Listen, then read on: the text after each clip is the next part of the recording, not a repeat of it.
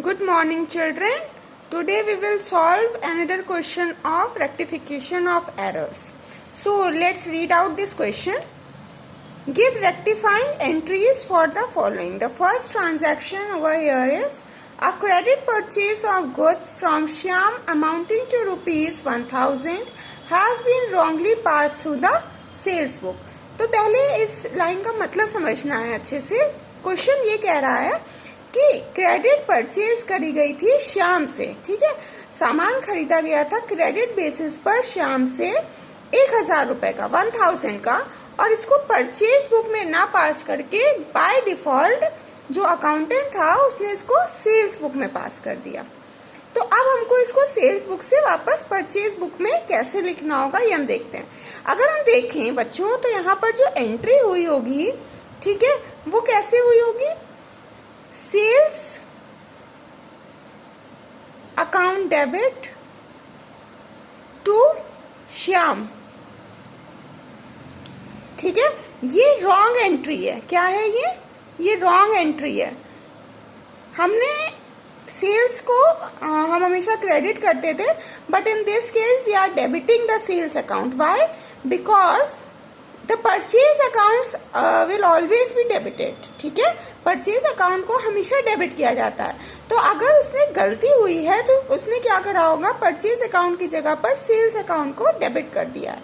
अगर हम इसी की सही एंट्री देखें तो सही एंट्री ये होनी चाहिए, purchase account debit to Shyam.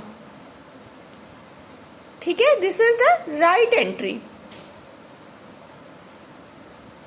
ठीक है, तो अब क्या करना है, हमको सेल्स अकाउंट को 1000 रुपीज से कम करना है और परचेज अकाउंट को 1000 रुपीज से बढ़ाना है. तो अगर हम इसकी रेक्टिफाइंग एंट्री बनाए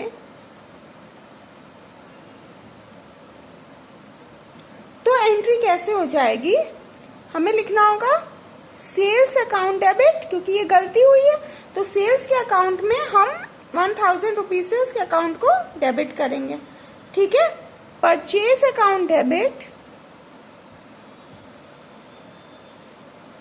टू श्याम. सेल्स में 1000 जाएगा, परचेज में 1000 जाएगा और श्याम के अकाउंट में 2000 रुपीज की एंट्री हो जाएगी.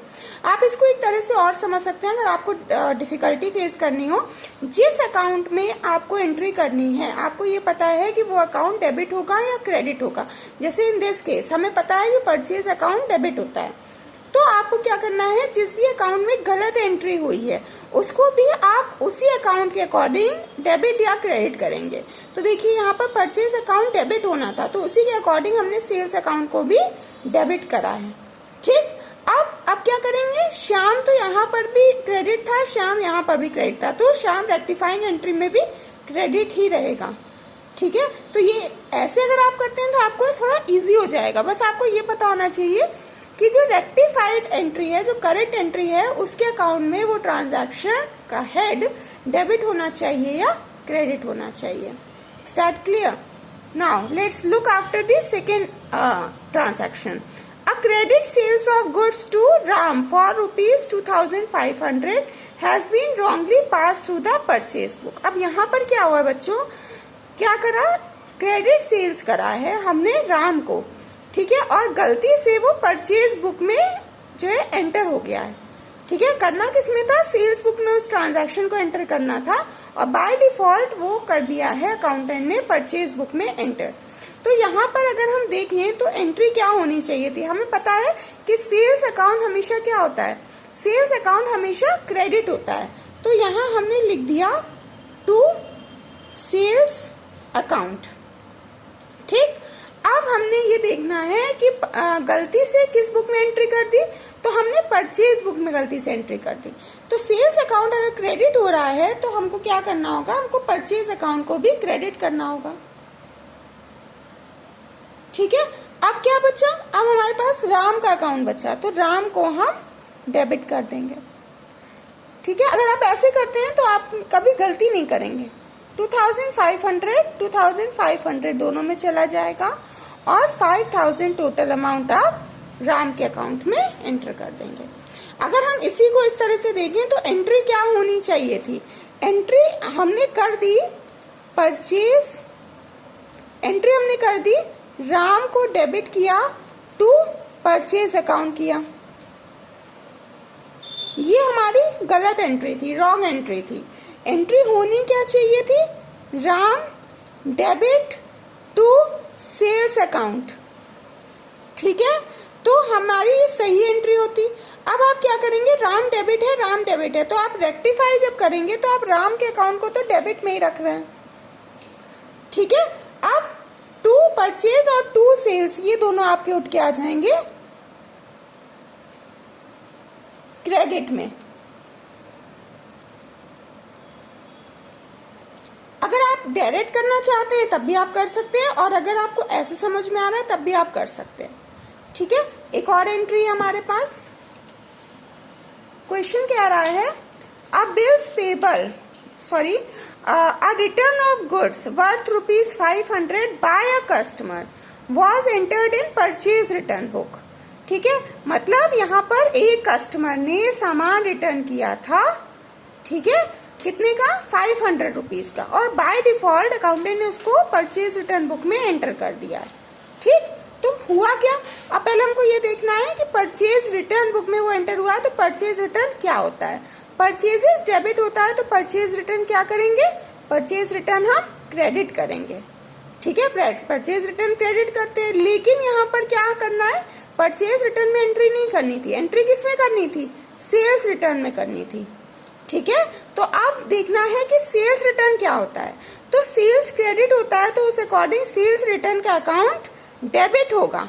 ठीक है, सेल्स रिटर्न का अकाउंट डेबिट होगा, तो हमने क्या लिखना है? जिस बुक में आपको एंट्री करनी है आपको उस जो है अकाउंट के अकॉर्डिंग चलना है। Sales return account debit, book में किसकी एंट्री हो गई? Purchase return account debit. ठीक है, और क्या कह रहा है? A goods return of goods worth rupees 500 by a customer. ठीक है, तो यहाँ पर क्या हो रहा होगा? आपको किसके अकाउंट को डेबिट या क्रेडिट करना है? अपने कस्टमर के अकाउंट को, तो आप लिखेंगे टू कस्टमर्स अकाउंट। अगर यहाँ उस कस्टमर का नाम दिया होता तो आप उस नाम को लिख देते। ठीक है, चलिए अब अगर हम इसी के अकॉर्डिंग देखें तो एंट्री अगर हम देख के चले तो क्या होना चाहिए था? आपकी एंट्री होनी चाहिए थी sales return account debit to customer account. ये एंट्री सही होती, बट अकाउंटेंट ने क्या किया? अकाउंटेंट ने एंट्री कर दी purchase return account debit to customer account. ये एंट्री गलत हो गई। ठीक, अब कस्टमर का अकाउंट देखिए, यहाँ क्रेडिट हो रहा है, यहाँ क्रेडिट हो रहा है, तो कस्टमर के अकाउंट को तो आप क्रेडिट में ही रखेंगे। ठीक है, बचा क्या? सेल्स रिटर्न अकाउंट, तो ये भी डेबिट में था, डेबिट में चला गया। परचेज रिटर्न अकाउंट, ये भी आपका डेबिट में आ गया। ठीक, तो ये हो गई हमारी rectifying entry. Is that clear? आपको अपने क्वेश्चन में हमेशा बहुत अच्छे से पढ़ना है और ये ध्यान रखना है कि एंट्री में जो हेड में एंट्री होनी थी वो जो हेड है वो डेबिट होगा या क्रेडिट होगा। उसी के ऑल्टरनेटिवली जिस भी अकाउंट में एंट्री हुई है आप उसको भी उसी हेड के अकॉर्डिंग डेबिट करेंगे या क्रेडिट करेंगे। ठीक है, नेक्स्ट क्वेश्चन है हमारा, a return of goods worth rupees 1100 to Mohan was pass through the sales return book. किसमें होना था? ये परचेज रिटर्न में होना था, और बाय डिफॉल्ट ये किसमें हो गया? ये सेल्स रिटर्न बुक में रिकॉर्ड हो गया। ठीक, तो पहले हमको ये देखना है कि सेल्स रिटर्न क्या होता है या परचेज रिटर्न क्या होता है। तो परचेज रिटर्न को अगर हम देखें तो परचेज रिटर्न क्रेडिट होता है और सेल्स रिटर्न डेबिट होता है। ठीक है, तो एंट्री किसमें होनी थी? परचेज रिटर्न में होनी थी, मतलब एंट्री आपकी क्या होनी थी? क्रेडिट होनी थी। तो अब आप जो एंट्री करेंगे वो क्या करेंगे? आपको एंट्री करनी होगी परचेज रिटर्न को आप क्रेडिट करेंगे to purchase return account to sales sales return account, इसका हमने आपको तरीका बताया है कि आपको कैसे इसको याद रखना है। आपको बस ये याद रखना है कि परचेज अगर रूल के अकॉर्डिंग आप चलें तो परचेज अगर डेबिट होता है परचेज रिटर्न क्रेडिट हो जाएगा, सेल्स अगर क्रेडिट होता है तो सेल्स रिटर्न आपका डेबिट हो जाएगा।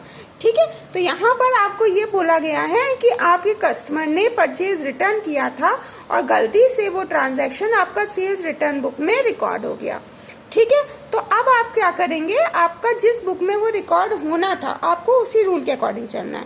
परचेज रिटर्न क्या होता है, क्रेडिट होता है, परचेज रिटर्न में हमने उसको क्रेडिट कर दिया और सेल्स रिटर्न में वो रिकॉर्ड हो गया तो सेल्स रिटर्न को भी हम क्रेडिट कर लेंगे। अब बचा कौन, किसकी बात हो रही है, मोहन जो कस्टमर है उसकी बात हो रही है। तो आप क्या करेंगे, मोहन के अकाउंट को डेबिट कर लीजिए। ठीक, अब अमाउंट कैसे जाएगा, अमाउंट आपका 1100 क्रेडिट हो जाएगा, इसमें भी आपका 1100 क्रेडिट हो जाएगा और टोटल मोहन के में चला जाएगा 2200। बच्चों नेक्स्ट ट्रांजैक्शन देखते हैं, कह रहा है यहाँ पर ट्रांजैक्शन आपका अब बिल्स पेबल, बीपी को हम बोलते हैं बिल्स पेबल। ठीक है, bills payable of ₹4000 given to Chaturvedi was wrongly pass through bills receivable book. ठीक, तो बिल्स रिसीवेबल जो होता है बेटा वो असेट होता है। ठीक है, और बिल्स रिसीवेबल को हम हमेशा डेबिट करते हैं। ठीक, और जब आपने जनरल एंट्री पढ़ी है तो उसमें ये सब आपने पढ़ रखा है, उसको आप रिवाइज करें। बिल्स रिसीवेबल आपका हमेशा डेबिट होता है, तो इस बुक में एंट्री कहाँ होनी थी, बिल्स पेबल में होनी थी। बिल्स रिसीवेबल अगर डेबिट हो रहा है तो बिल्स पेबल क्या होगा, बिल्स पेबल क्रेडिट होगा। ठीक, तो अब यहाँ पर एंट्री क्या बननी चाहिए, टू बिल्स पेबल अकाउंट। ठीक है, और अगर बिल्स पेबल क्रेडिट हो रहा है तो बिल्स रिसीवेबल भी क्रेडिट होगा, बिल्स रिसीवेबल को भी हम कर लेते हैं क्रेडिट। अब क्या बचा हमारे पास, चतुर्वेदी, तो चतुर्वेदी का अकाउंट डेबिट हो जाएगा।